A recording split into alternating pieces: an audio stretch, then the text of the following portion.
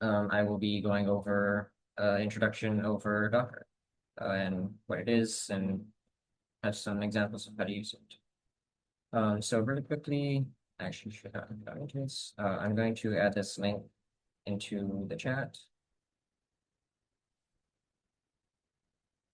If you could download that, I had last minute made it. So we'll be going through this file as just kind of a helpful guide to copy paste snippets for the code. Be much faster.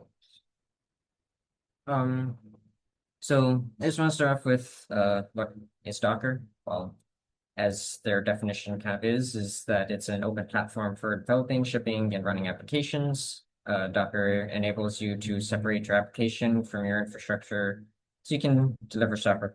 Well, just kind of a easier way to say it. Essentially, Docker will package up your application and all its dependencies, so any libraries it uses, and then puts it into a portable box called a container. And then this allows it to be ran pretty much anywhere, from one computer to the next or anything really. So I just want to kind of start with kind of the bits and pieces of it. So containers, these are the main systems of Docker. They're sandbox processes that run on a host machine, and it's isolated from anything processed on your actual host machine. So essentially, they're their own little instances that are running off, not taking up any of your computer's local machine, VMs, clouds, wherever you're running Docker. It doesn't use up any of its resources. And the containers are very portable. You can create them and then share them, send it to another computer, send it to another person, and it'll run the same. And each container is isolated from one another, so you can have one container running and it's not using up resources that another container is using. Moving on, so kind of breaking it down further, images, this is kind of the snapshot that it actually runs in the container. So essentially an image is everything you need for your program. It holds all the dependencies, configurations, any scripts, binaries, etc. So anything in your project that you need, just the images will hold it in one place and to which you can load it in as a container. And the configurations for a container, has the environment variables, there's default commands, metadata. So all of this stuff is loaded from the image, and when it's ran in the container, everything is all the same, no matter which computer you run it on. So if you have versions of libraries that are very specific, otherwise all your code breaks, this helps maintain the same code and dependency versions as the original image has. So I wanted to add this in mainly because this is kind of the main comparison for VMs and containers.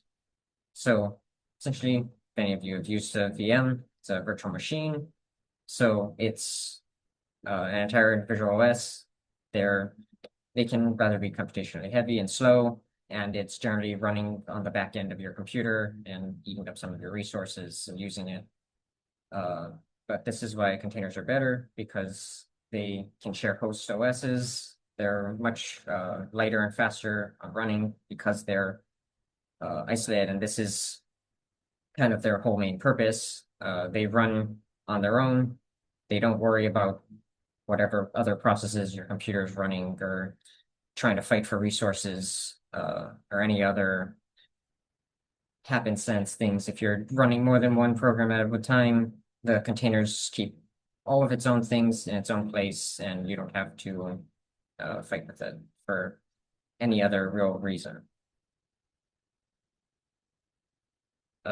So, as I kind of said, Docker can solve quite a few of the problems.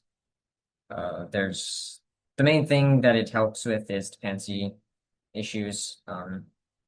Having to deal with constant changes and updates in different libraries. One library specifically works, perhaps they took something away from it, then Docker can make it a little snapshot and keep it there, and you don't have to try and fight with trying to uh, constantly rework your code to rematch whatever new version of the library that they had created. It also helps with any discrepancies in language versions. So one person having Python, the newest Python, like Python 13, or perhaps your code only runs on Python 12 or 11. This also handles that. And it also helps to deal with your dev environment creations, so you don't have to constantly recreate your environment every time you want to try and rerun something. It's light and quick and does it much faster than most systems. So it's essentially just one nice little neat environment that simplifies any cross development through multiple shared computers or users. So I'm going to go through a little bit of the pipeline of how Docker and its containers and images work. So I'm going to show, this is kind of the main look of it. As I showed before, I'm going to break it down a little bit more. So it's mainly broken into your client, host, and registry. Your clients are your main running functions. So Docker run, build, pull. These are going to be the main functions that are run, pretty much your main functions you're going to be running constantly in your bash or shells. So as it kind of sound like, Docker run, this will start your container for the client. Builds these, take whatever image you have, and these will build it into a usable file that you will be able to run. So it makes a build instance of your Docker file. And then the Docker pull is the downloading. So this one will essentially, obviously, pull the images from some sort of registry or wherever you're getting your image from. And all three of these are running all through Docker's engine. So they're all concise and concealed in their own system. And then the Docker hosts. So as you can see, Docker is split into daemon, image, and containers. They all working together. Daemon is the main service that Docker uses. This listens to the commands. It pretty much is the manager for everything that you're using Docker with.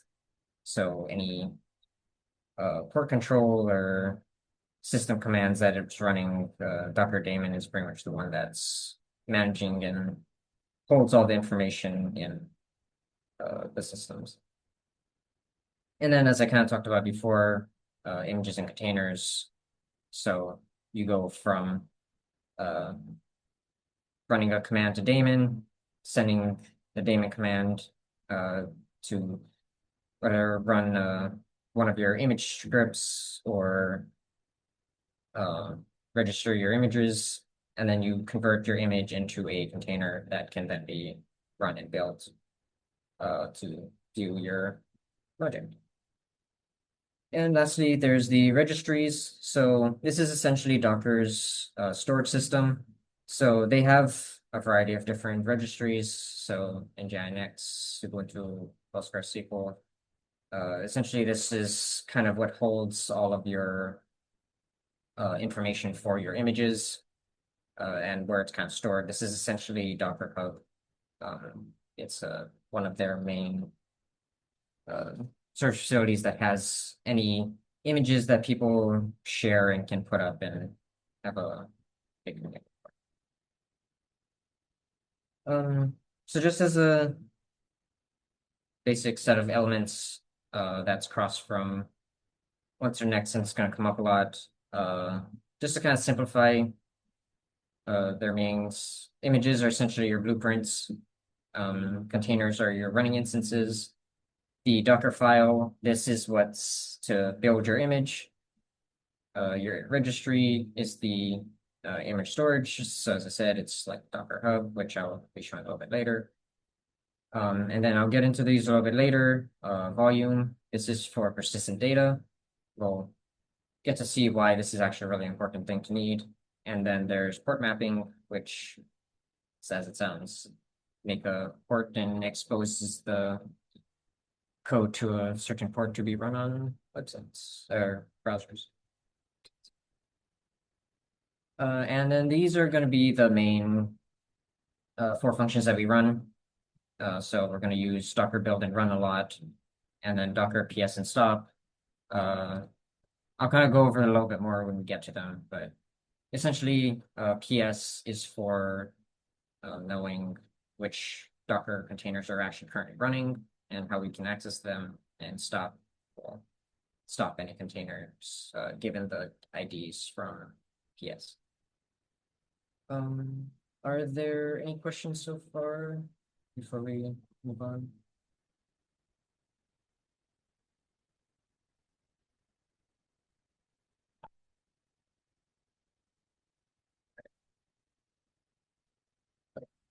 So let's start with a very quick example to see how many of you have Docker already and set up. If you can, please load up Docker desktop. So to run, we're going to be kind of doing a base between Docker desktop and the CLI I'm using git bash. But essentially, with Docker desktop running, it makes it a little bit easier to run Docker code than some of the other containers. And I'll kind of go through this a little bit once we get into another example, but very quickly, if we just go and run Docker run hello world. So all of these will take a few seconds to run because most of the time you're not going to have the instances fully pulled from the Docker images. So it's going to need to load in the different images and get them running. I've already ran a lot of them, so I might run a little bit faster. So I'll give you a little bit of extra time when we actually do get to some of the other ones.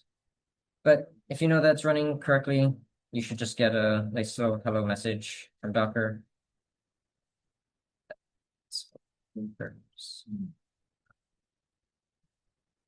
Uh, do let me know if I'm going too fast or if there's any questions or information you want to know more about.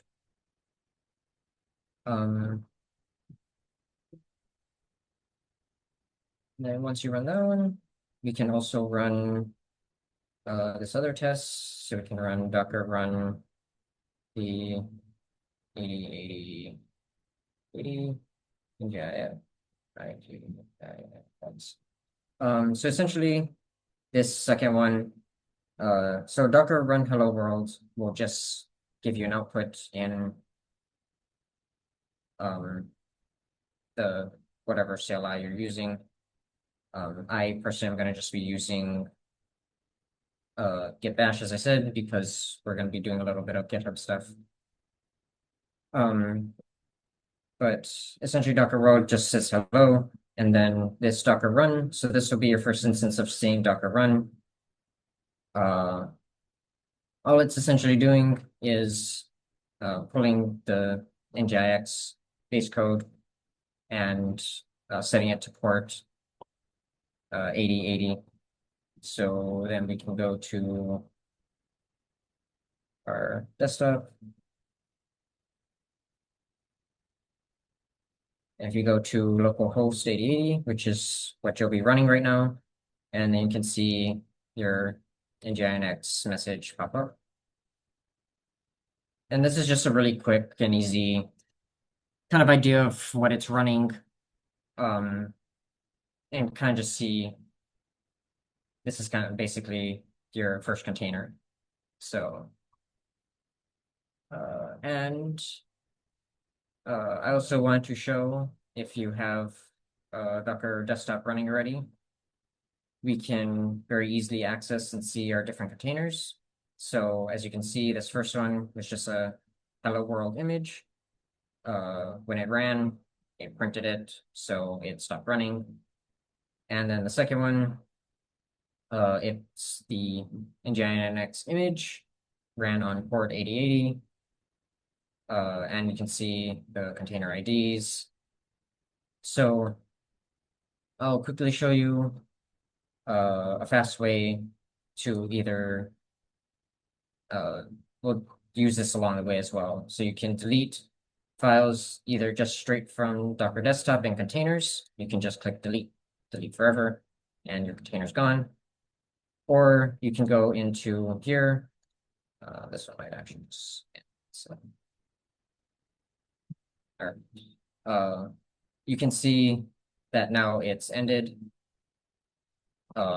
It has actually stopped file because it wasn't running any instance of actual Docker. So you can also run Docker PS. I don't believe nothing will come up because it's stopped itself. But I'll show you Docker PS one in the next page. So I would just delete this for now so we don't get mixed up with any of the other code. So going back to this, actually, I'm going to go straight back into another demo. So you have the, hopefully everyone was able to download the snippets. If you can, clone this repo. I'll give you a few minutes to do this. Essentially, this is a little bit of an adaptation to Docker's own workshop. I made a few little edits to it. But it's a very good little quick and fast code base that is much better than most of the little snippets I tried making, which would not work. So I chose to use this one. And so thank you, Docker Workshop, for this. So once people kind of start getting the clones done, I'm gonna just kind of keep moving along a little bit. The first thing if you can do is if you're using whatever system you're using to clone the repo, if you can cd or enter into that path. So I've already gone into the pathing, so you should be in your path of Docker Workshop app. And then from in here, I am not sure what kind of computers you're using, but if you're on Mac or Windows, I personally will just generally use VS Code to add in files. So the main thing we're going to be doing is adding in a Docker file. You can also just from here, you can touch in the file if you want to do that as well, or Vim, or however you generally will. Once you've made the file,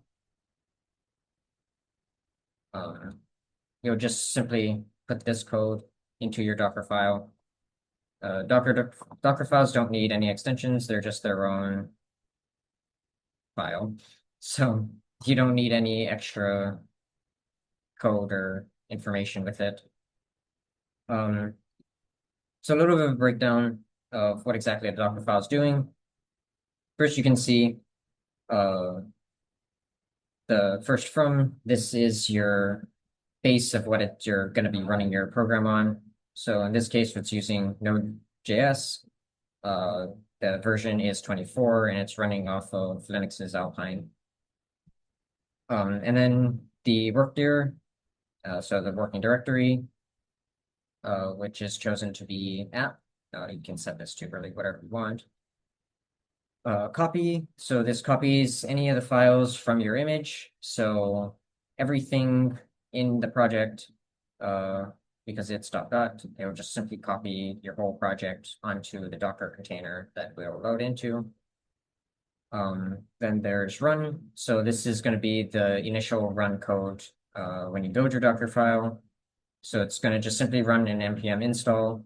So this just runs any of your dependencies that is in your project.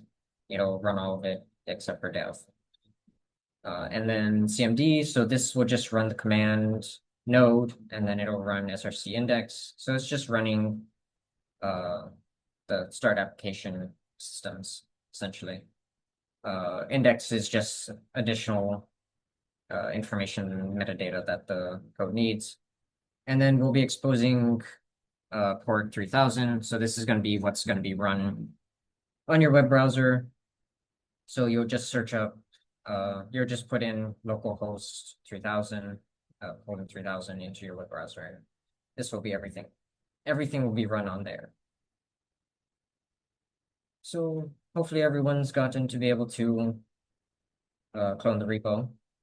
So first, let's start and build the image. So pull this up. And go Docker build, and feel free to just copy and paste the code as well. So this will take a few seconds because it has to build everything. Instead, mine might run a little bit faster because I've built it several times. Essentially, what it's doing is the build command. You're building your image. So this is just taking and setting the image itself. Then it sets it to Alpine's index, or sorry, it'll be the node version 24 of Alpine's image, the T flag, and the name. So this just simply makes it much easier to read in Docker desktop. And then the dot at the end, this is just the saying this is in the directory you're in. So what we can do is we can pull this back up. And if you click images, as you can see, some of the other images are still there. I'm going to remove them for the time being because they are necessary. As you can see, now we have my app, and it'll have your image ID, and it'll have some additional information if you click into it.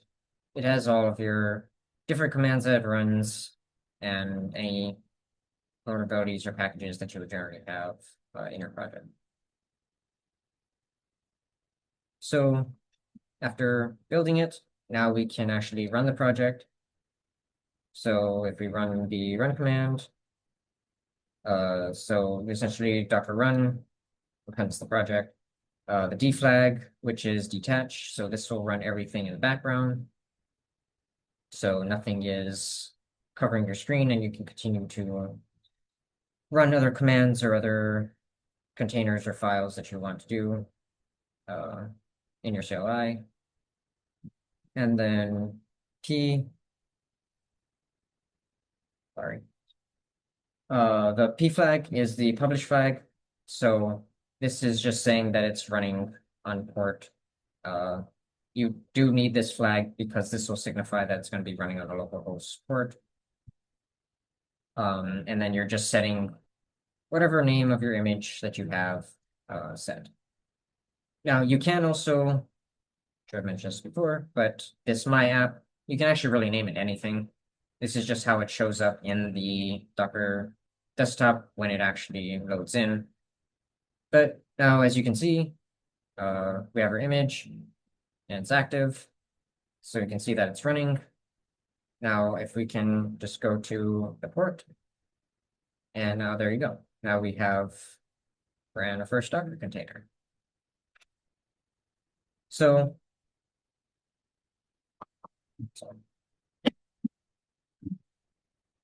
now we have the first container. Feel free to kind of play around with it, kind of just see and add items and check mark them that you're done with them, delete it. Everything's kind of all set, done. So let's just add in a couple things. So look at this a little bit later. So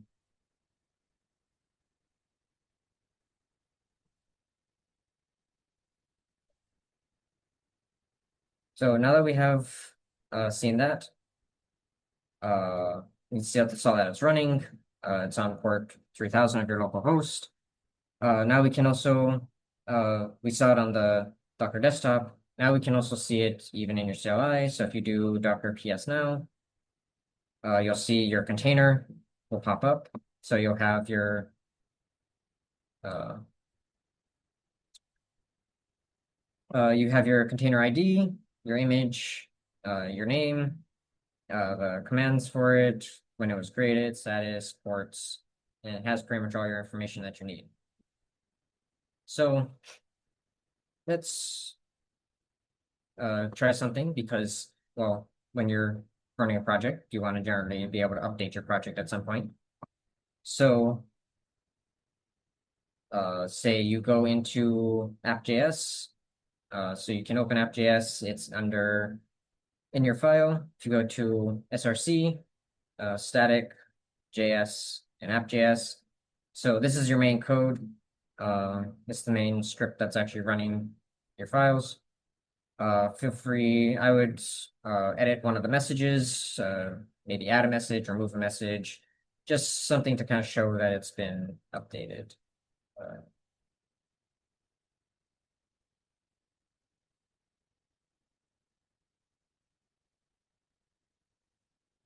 So see, I updated this one.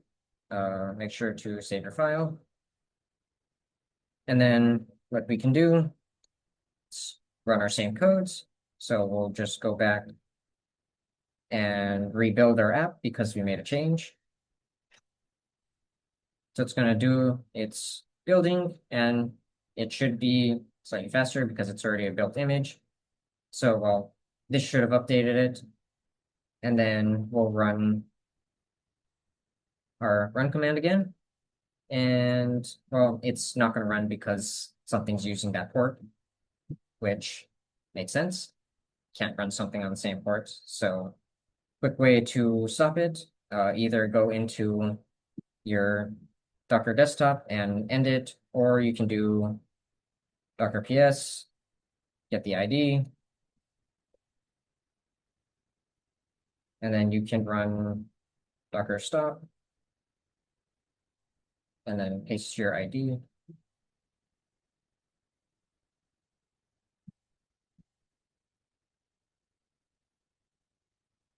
Excuse that. And paste your ID. So this will stop your Docker container, and as you can see in here, container, that it's now been ended. Your first one is stopped. And then you can also go in and do a Docker RM and repaste the ID again, and that will fully remove the previous container altogether. So you don't get mixed up in which one is actually the real one at the moment. So now that that's gone, we can go back and do our run command. So now it should actually be running this time. So this will be running, and you go in and you can see that it has updated to start tasks. So you do have to rebuild it and remove any of your previous instances of the container, because right now all you're doing is just you're updating the image itself, and the container doesn't actually know that it's been updated.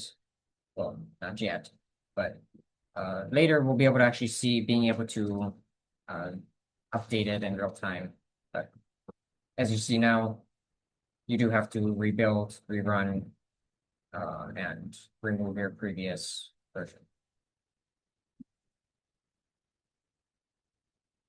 So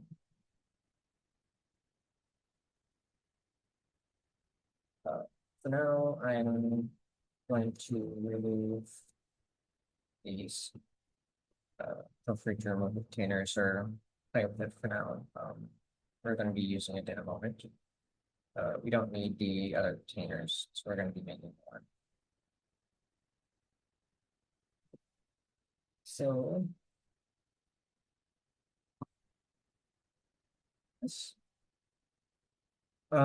see. Docker does also have the capability of running more than one container. And there's also the capability of wanting to run the container and have them persist to other containers or to continue running it. So kind of going into the persistence, you can run these commands.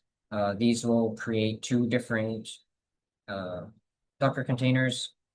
So the first one, essentially you're just making a run and touching the file hello text.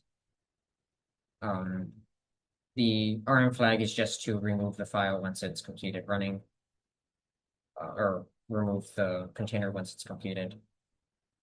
And then the second container you can make is docker run remove alpine stat hello. So the second one you want to try and see, well, it's the same image. Let's run a second container and try and check the status of hello. Well, what you're going to get, you're just going to get an error that says stat won't work because hello.txt doesn't exist. Well, this is because, again, containers are their own independent environments. They don't actually connect to one another. They're just simply their own containers with their own environments for every instance of an image. So they don't actually have any direct correlation to one another. There is a solution to this, and that's volumes and mounting. So volumes, they connect the file system's path of the container back to the host machine. So essentially, it'll just make a connection from your Docker container, any information within that, and send it back to your main project.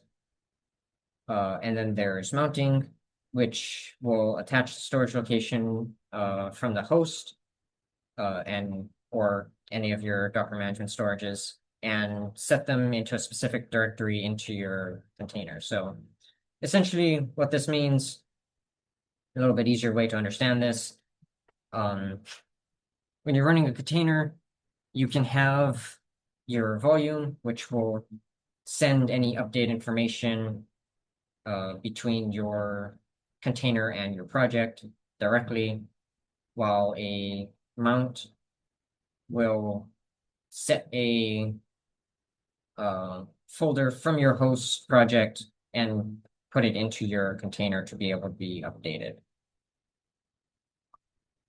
So moving on to this, first we're going to look at volumes. So we're going to be using the to-do DB volume. This is MySQLite's volume, and it's just a very simple way to show the transfer. So there's a couple of ways to do this. Again, I'll show you both in both systems. So you can run it in either git bash, where we can do the code. So you'll create your volume first.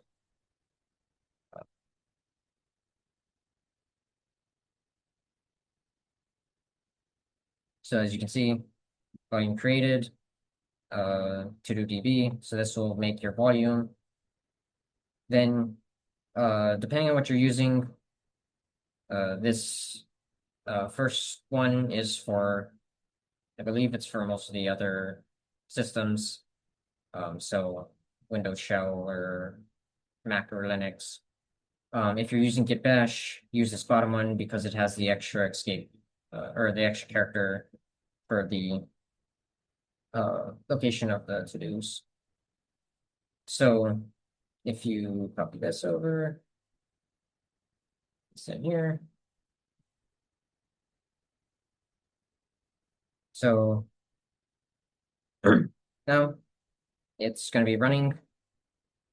Uh, Essentially, this is the same run command, but now this time we're going to add a mount flag to it.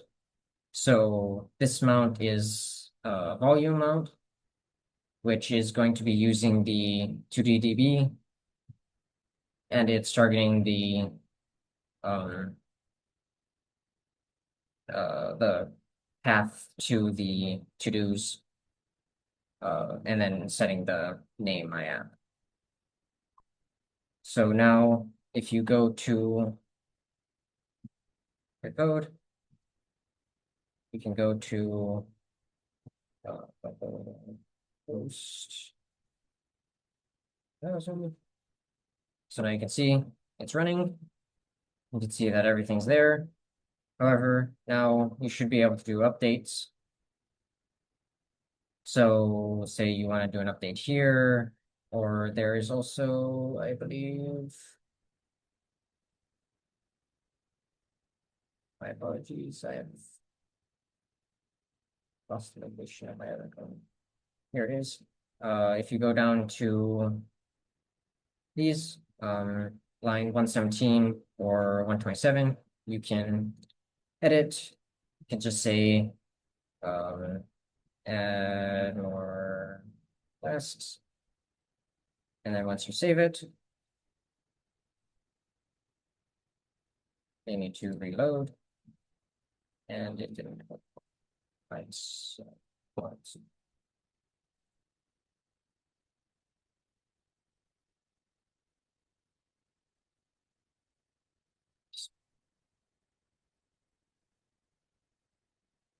Ah, I mixed up my things. I'm very sorry. Um, so volumes, persistence. This is persisting your data, not your code. I'm mixed up, my bad. So essentially what this is you can add item.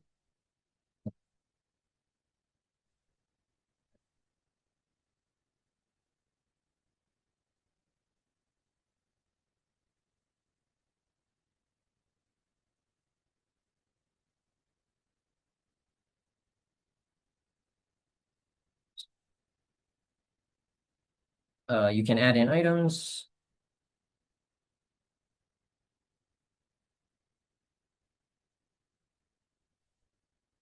So this is for your volume. You add in different items. You can then close the app.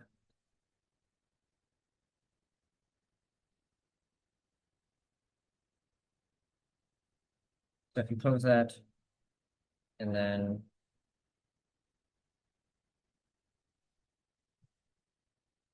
back up this. So to stop it, you can run Docker stop or go back into your Docker desktop and stop it and rerun it.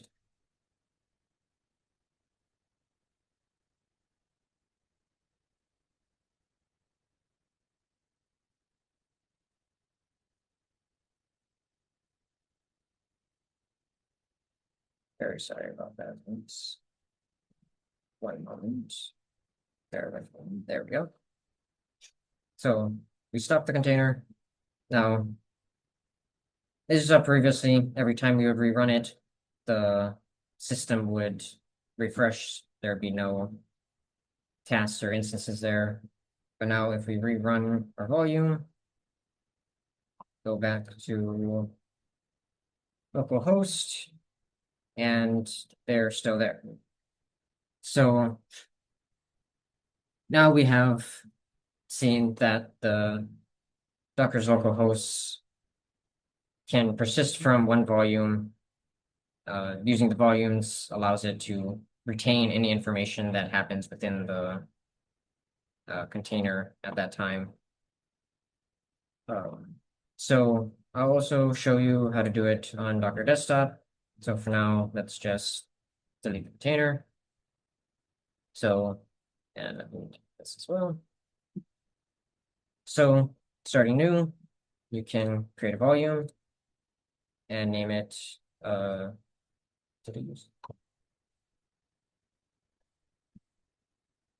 Uh, to-do DB. So this is the same as your other one, just a little more streamlined. So now you have your to-do DB.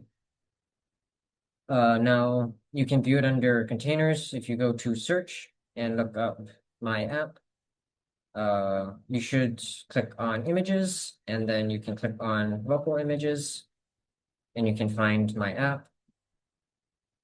When you select it, click run, go into optional settings.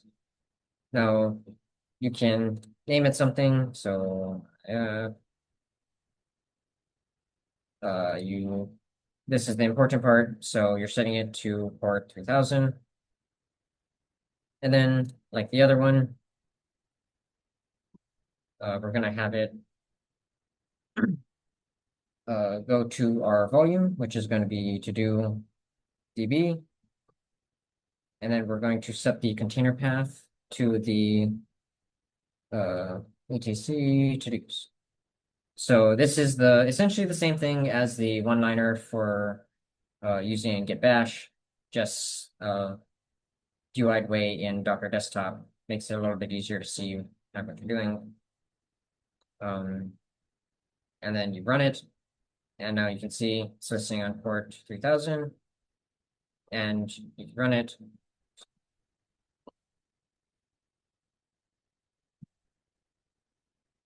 If you run it, you can then go and add in, it works the same way. So adding in tests,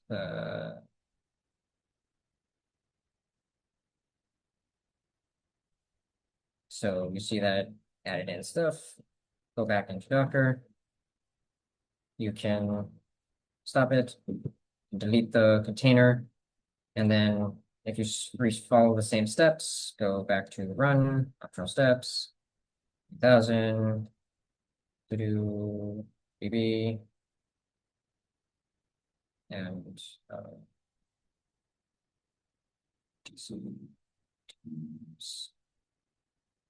rerun it.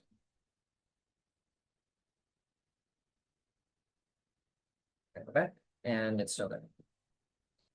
So that's the two ways to using volumes in both git bash and in the desktop. So let me have a question. So if you want to remove that project, you need to remove the container and the volume. So yes, the volume instance is their own kind of thing. So if you wanted a fresh version without anything updated or changed within the project, you would make a new volume as well. Hopefully that answered it. But you don't need to remove the volume if you want to continue just working on one of your, if you want to work on the same container, you only need one volume to keep working on it. And then I'm going to delete this for now, so we don't mess up later. And now we'll go to mounting.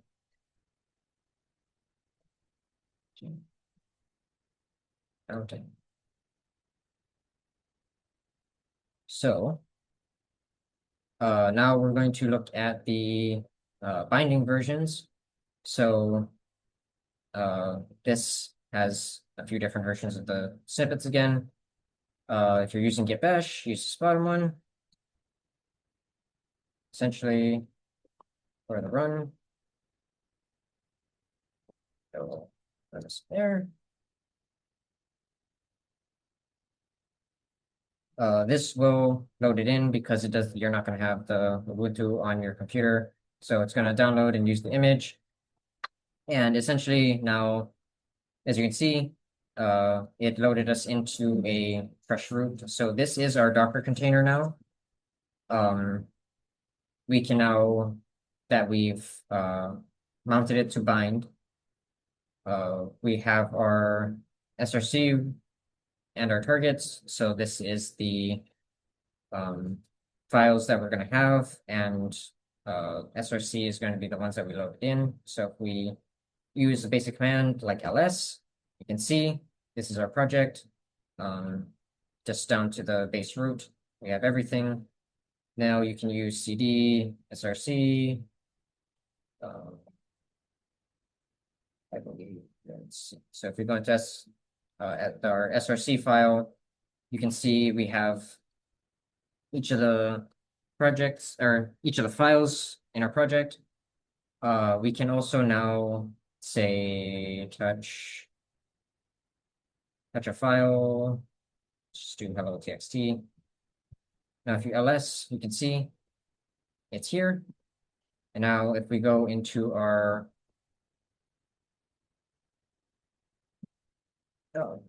actual project, we can now see that the hello text document has now been created, and this was being done from within the Docker container.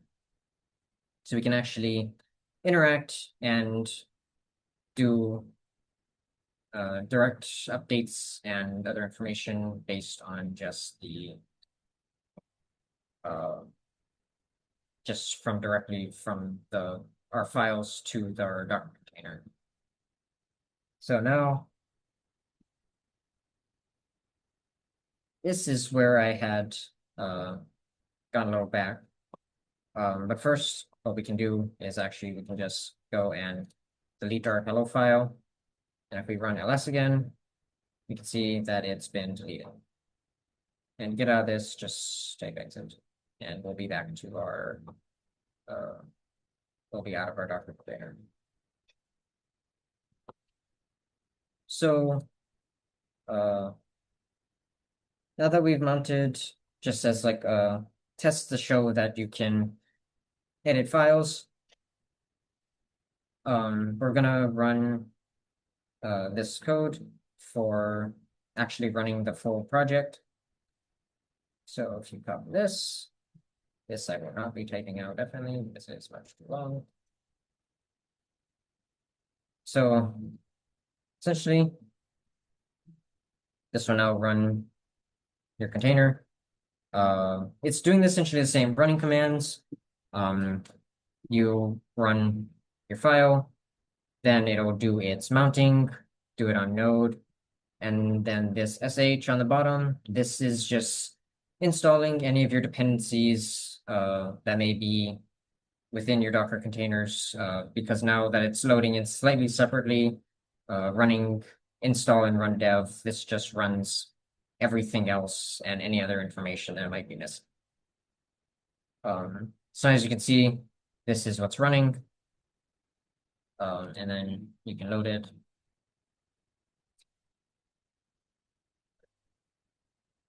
And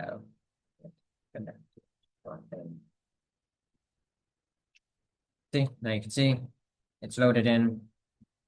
Now what we can do, now that you have it set and loaded, you can this time go into your code of app.js and say it says add items,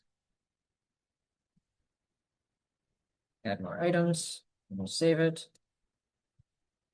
And you reload, and there. Now this time it worked because we're using the correct type of mounting. So the mounting bind, you can see that now we can dynamically update our code. You don't have to constantly rebuild it and do the whole rigmarole of taking a few minutes to rebuild and reload, rerun. Everything will just now just take a little refresh and all of your information should be updated. So I'm going to give you a few minutes to kind of play with that, make some updates, see some changes.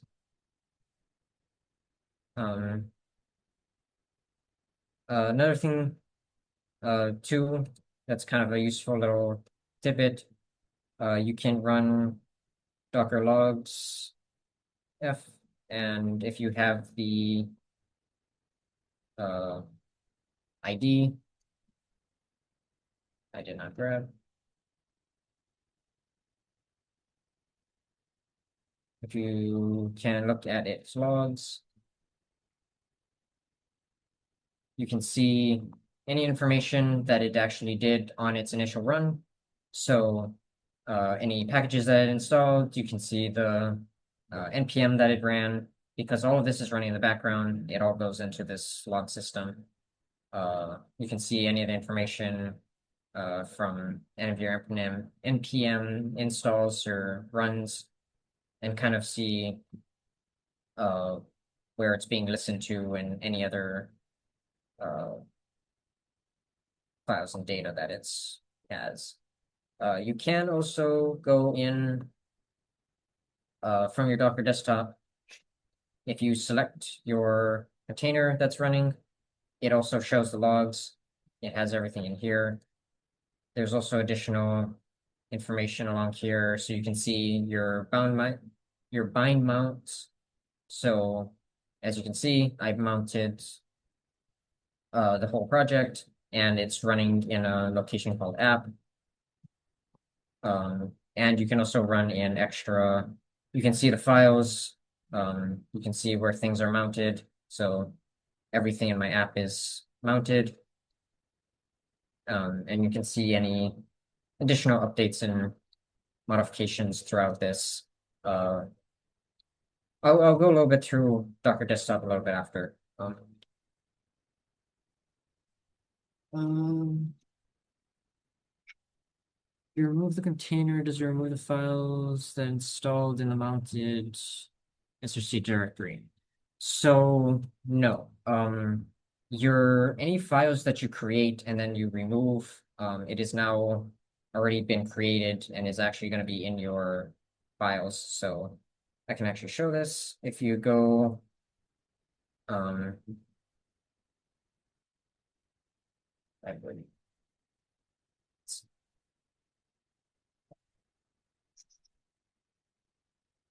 if we go, I'll do it through here since it's a little bit easier through here. So this is under your mounts. If you touch low,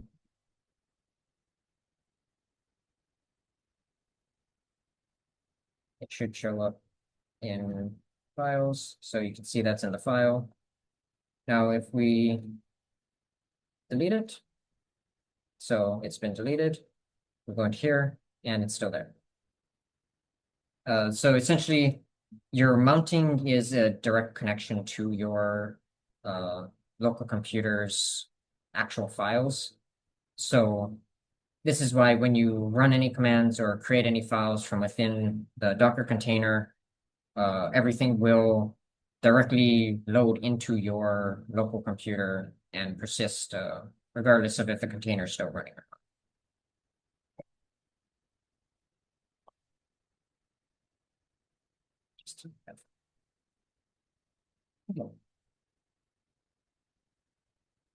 So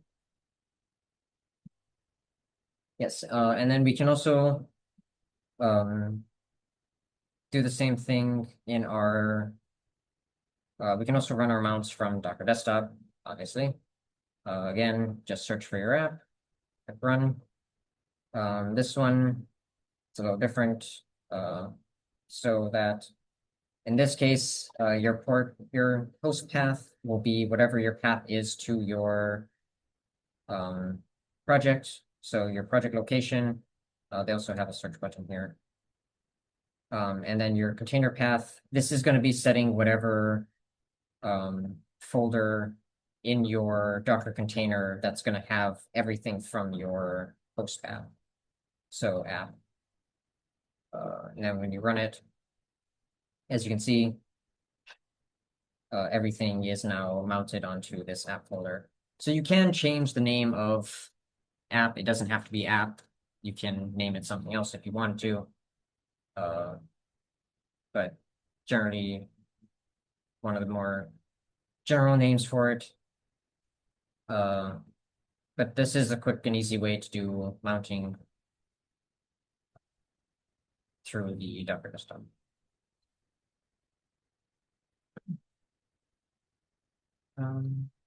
is there any additional questions now before we move on to kind of the last couple things?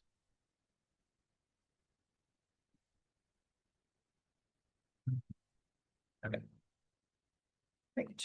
Um, so next we have something that's a little bit more complicated. I'm gonna go partially into it.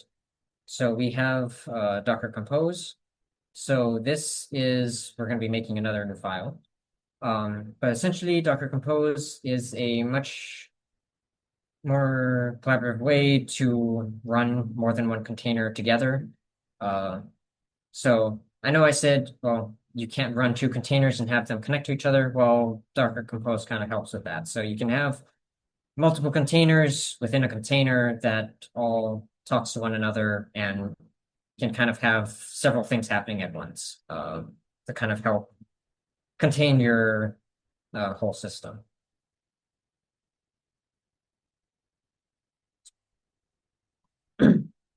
So go back to our snippets. Now we have Docker Compose. So what you're going to do is we're going to be creating our YAML YAML file. So this will just be called compose with the extension YAML. This is just another extension for Docker. You can do it. I generally like to make the files in uh, my VS Studios. You can also just make a touch file in your Docker workshop or however you want to interact with your files. And then all you have to do is just add in this information. So if you go, all we're doing is just adding in the service. So essentially your compose file is just like a kind of like a manager for any and all of the Docker containers that you're going to be running all at once for your project. So in this case, right now, I'm only going to be running one thing. So you're going to use service and you're going to create the container app, which uses our Node version 24 Alpine base. Then we're going to run the command again, our npm install and run dev on our ports, which are the same. Then we're going to be using both our working directory and volumes. So setting our working directory to app and our volumes. Essentially what this volume is our mount. So this is more the mount bind. So essentially we're taking our project and putting it into app. So it's kind of the same thing, but all packaged into this one file. And then all we're going to do is a much quicker and faster command. It'll just be docker compose up with the D flag, so running in the background. And now it's running. Also, you can check it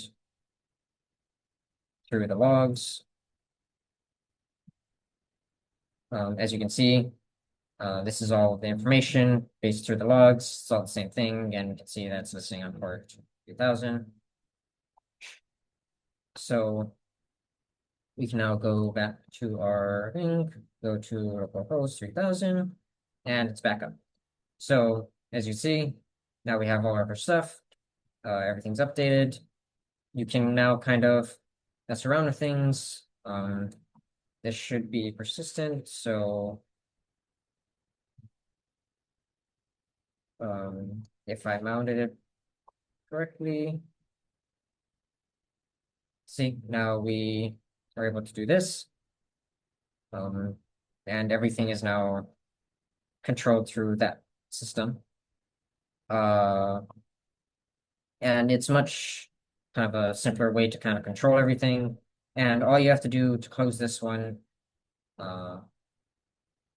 is just to run Docker Compose down.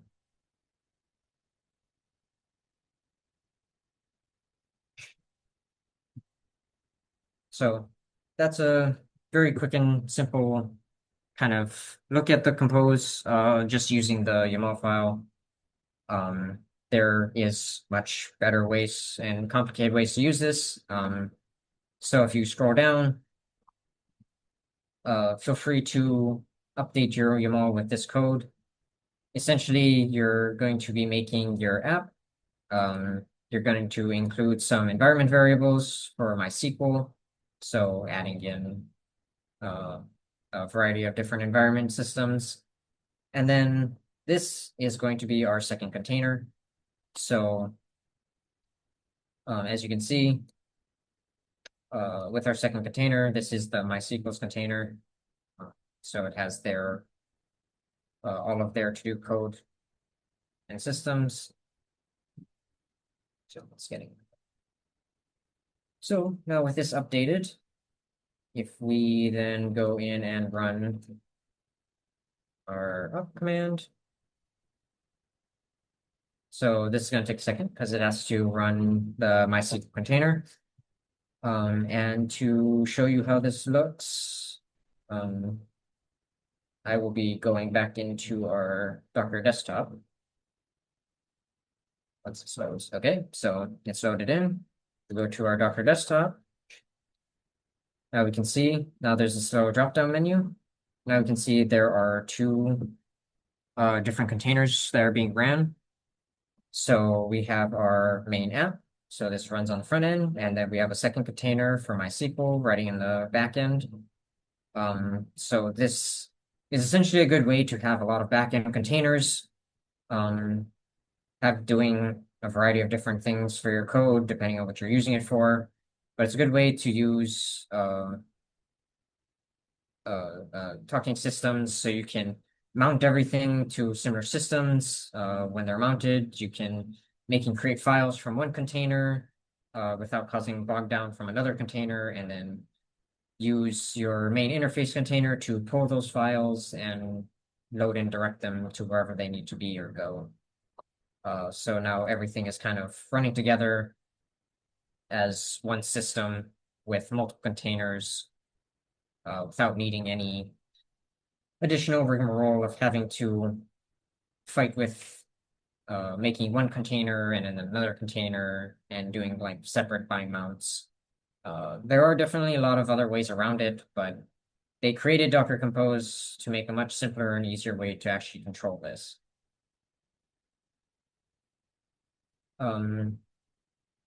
Now there is also a couple of additional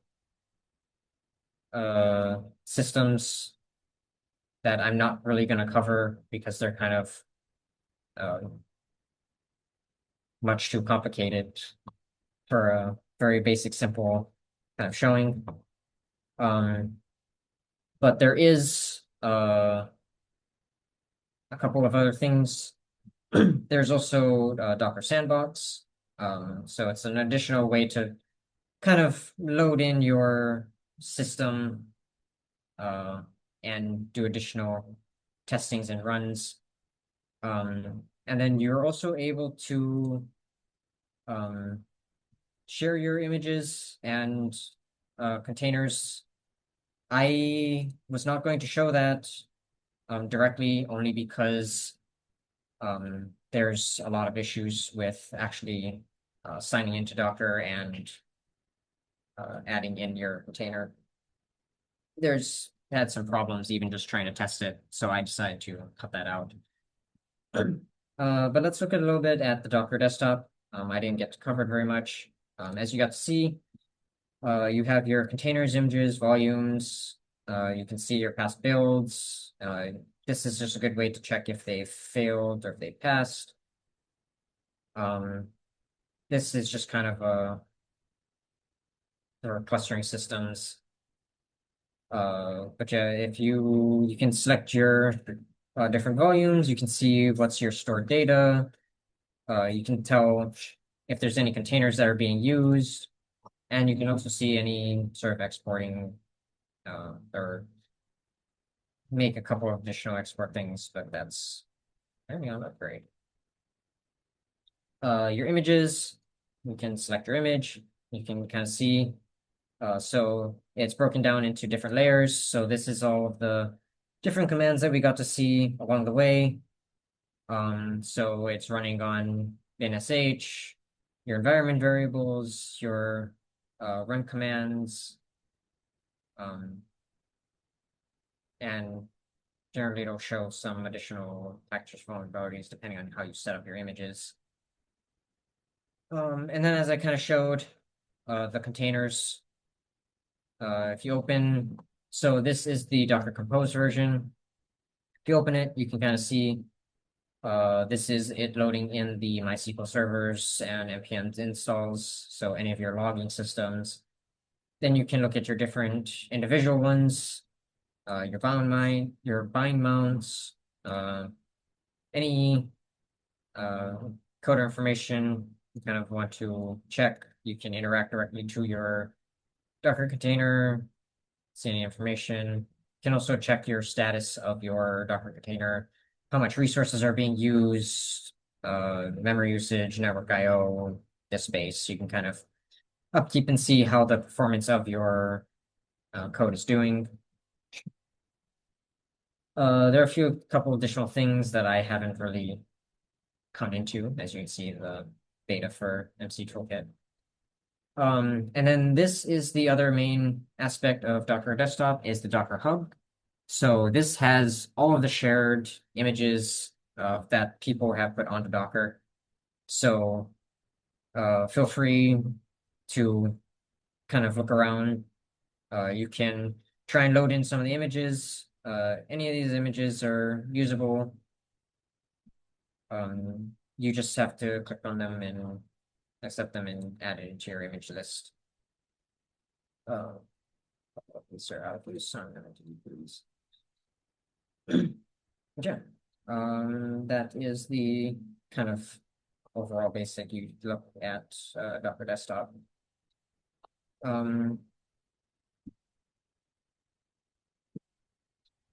Yes. So kind of when to use and not use Docker. Well, it performs best for development environments. Using it in a when you're continuously integrating or delivering your information or updating your project. It works really well with microservices, so using Compose to do multiple containers at once. It's really reproducible because everything always stays the same. No matter going from one computer to next, it'll always be the same information moving along. And it is a good little onboarding tool. It's nice and simple and easy to use. There are some things that's not really good for, so it's not really great for GUI apps. They're kind of heavy on it, and they kind of take up a lot of energy for Docker. Docker is definitely not exactly meant for simple scripts. So like today, kind of simple, easy scripts that can definitely be run not on Docker, but it's much more for projects that are kind of middle of the way, not super taxing, but can be easily broken down into multiple bits and pieces for quick and easy access and use. So we kind of got to learn how to use run basic containers, building images, seeing how the persistence of data with volumes and mounts and bind mounts, and kind of looking at the Docker Compose with the multi-service apps. Multi-service apps being something like the MySQL. That would be project kind of ran in the background. I do. So that was all I kind of had today. Thank you all for listening.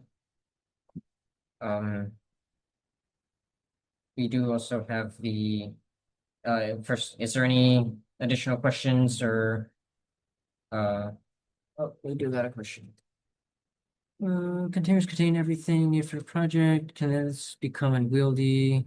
if you need the same large libraries across multiple containers. So that's kind of what the uh, YAML system is kind of for. A good way to kind of handle this. So dealing with kind of larger libraries, you can use your YAML system to kind of load in. Uh, you can create like an environment variable and use your YAML to run uh, all of your different libraries and such through this compose file that will then cross over throughout all of your different apps. Um, this was a very simple way of showing it, but there are things like this volume where um, you add it to that and it applies to all of your different containers. Sometimes you need to add in certain ones to specific containers, but generally you'll make like a single file that will then be run out throughout all of your different containers at once. Hopefully that answers your question. Docker compared to Podman. I'm not sure if I'm familiar with Podman. Um, yeah, I'm sorry, I'm not very sure. I kind of recognize the name, but I don't believe that I actually know what. Okay, so it's another system tool. Yeah, unfortunately, I do not totally know what Podman is, so I can't really say what the how it compares to it. Um, oh yes. Yeah, let me reshare the snippets file. Apologies for that. Uh, sorry, Zoom is fighting me.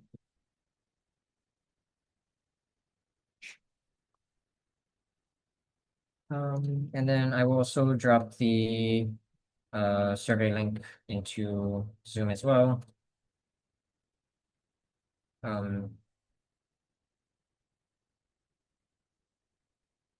just thank you for listening. And yeah, if there's again any other questions, I also drop these in as well. So these are additional information for Docker. There's the Docker website that has its own kind of documentation and its workshop. Its workshop has a few extra additional information here and there. A couple of things that I kind of skipped over because they weren't as pertinent. Um, and also, I don't know if we're sharing the slides, but I also do have the slide deck for anyone who wants to look over again, or we do have the um, this being shared.